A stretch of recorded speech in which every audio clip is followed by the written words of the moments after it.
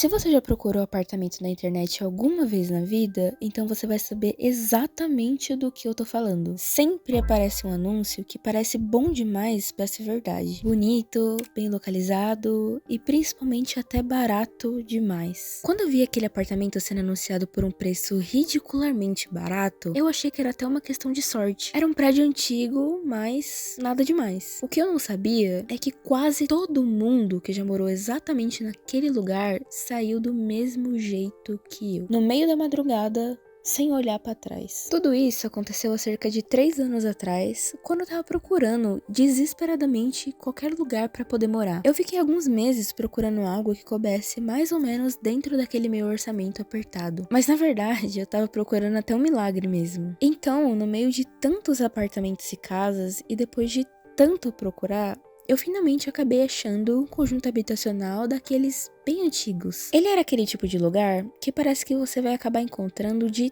tudo, literalmente tudo. Desde uma pessoa jogada no chão fumando cigarro com aquele cheiro insuportável de urina, até um idoso que provavelmente vai passar por você falando coisas aleatórias ou até mesmo te olhando de cima pra baixo e te xingando, sabe? De qualquer modo, eu particularmente não me importei muito, até porque aquele apartamento era o único que eu conseguia pegar. Então, eu não poderia exigir um monte mesmo. O dono em si, ele parecia até meio desesperado para alugar e ele não dava tantas informações sobre o local. Só o básico. Então, até mesmo quando você perguntava mais, ele sempre retrucava e voltava na mesma história, repetindo várias e várias vezes que aquele apartamento era bom. Mas, ao mesmo tempo, ele evitava muito responder qualquer uma das suas perguntas.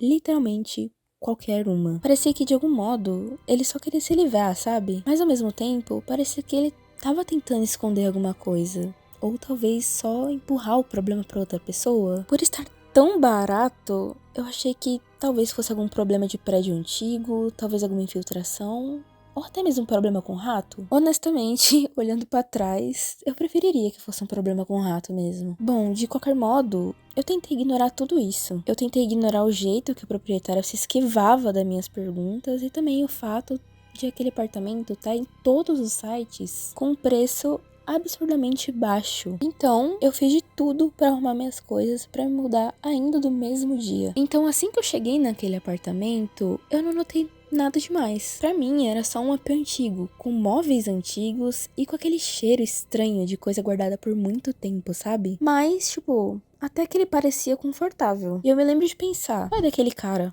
por que ele tá agindo tão suspeito?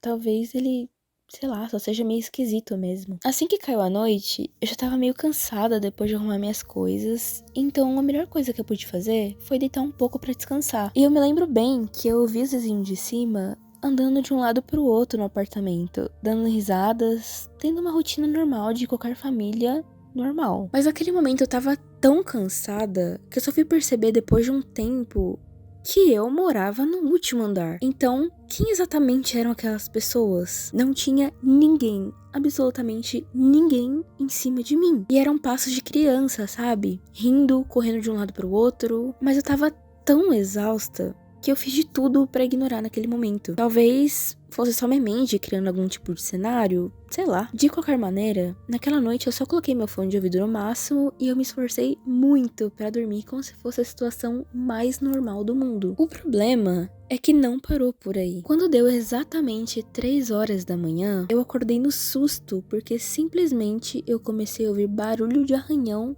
dentro da minha parede. Era como se alguém estivesse arranhando com a unha, mas na parte de dentro da minha parede. E eu lembro que eu fiquei tão assustada, porque mesmo colocando fone no máximo, eu ainda conseguia ouvir aquele som muito alto, aquele barulho de unha. Será que eu tô ficando louca? Isso é impossível de acontecer, não faz sentido nenhum. E eu realmente me esforcei muito para dormir da primeira noite, na segunda noite, mas na terceira aquilo já tava virando uma espécie de até tortura psicológica mesmo. A todo momento eu começava a questionar a minha própria sanidade e eu me perguntava se eu realmente estava bem. Nisso, eu até tentei buscar algum motivo lógico para tudo aquilo tá acontecendo comigo. Então eu me lembro de pensar, será que não tem alguma criança tentando brincar comigo ou me colocar medo simplesmente porque eu sou nova aqui dentro do prédio? E essa era a única coisa que vinha na minha cabeça, né? Afinal, crianças gostam de fazer esse tipo de coisa.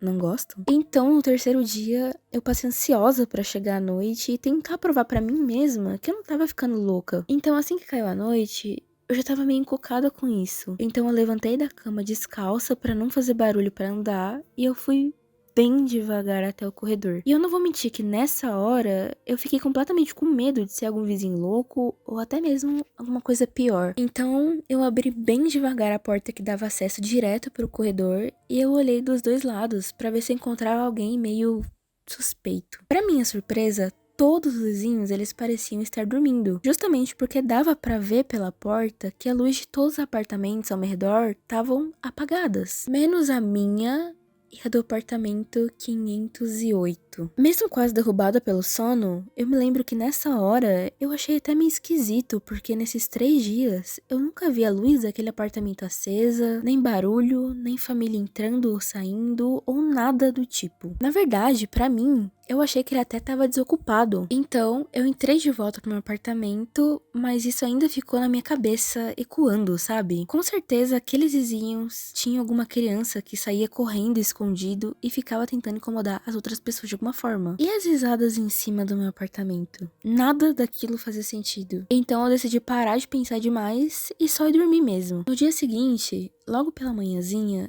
eu decidi que talvez seria uma boa ideia perguntar para o zelador do condomínio. Afinal, nem mesmo o proprietário parecia sequer responder mais minhas mensagens. Ele literalmente lia e me ignorava. Enfim, eu desci e fui direto para a sala do zelador. Eu não queria ser muito inconveniente na hora, então até tentei ser mais discreta na minha pergunta. Você sabe se a família do 508 chegou ontem pela noite? Por algum motivo, ele literalmente me olhou torto de cima a baixo e depois ficou alguns segundos quieto para me responder. Ah, o 508?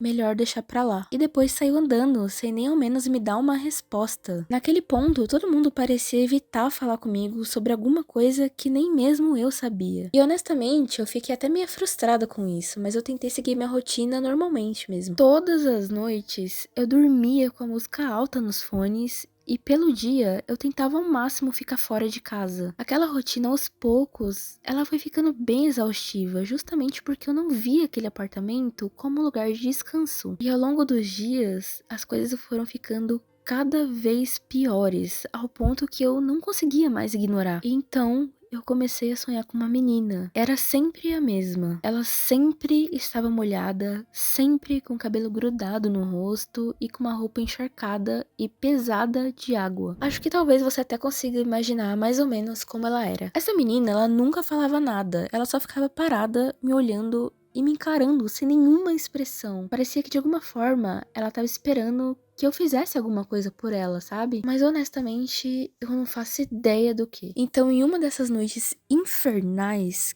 e eu tava tão desconfiada e ficando cada vez mais paranoica, que eu decidi simplesmente deixar o meu celular gravando a noite inteira enquanto eu tentava dormir. E eu fiz isso só por desencargo de consciência ou talvez uma tentativa desesperada de provar minha teoria de que tudo aquilo não tava só na minha cabeça. Então, assim que eu acordei, a primeira coisa que eu fui ver era meu celular. Eu ainda tava bem sonolenta quando eu acabei assistindo o vídeo. E então, eu percebi que a gravação tinha parado exatamente em 3h18 da manhã. Nessa hora, eu me lembro de pensar que talvez só tinha dado algum problema de memória e encerrado a gravação ali no meio da noite. Mas assistindo pela segunda vez, quando eu tava um pouco menos sonolenta, eu percebi que antes do vídeo parar, logo no canto, dava pra ver claramente a porta do meu quarto abrindo devagar e sozinha. Literalmente não tinha ninguém ali para abrir aquela porta. Depois de ver tudo aquilo, eu decidi que seria uma ótima ideia procurar em cada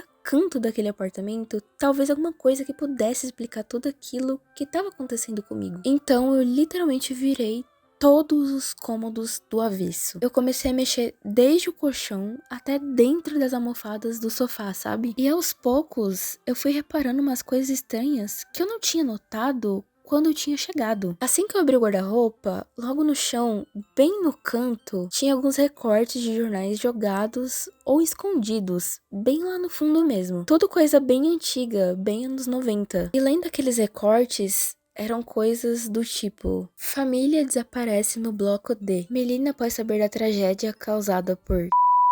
Se joga do 508. O último morador afirma que a menina ainda está lá. Na hora que eu li aquilo, eu fiquei sem acreditar. Eu morava no bloco D.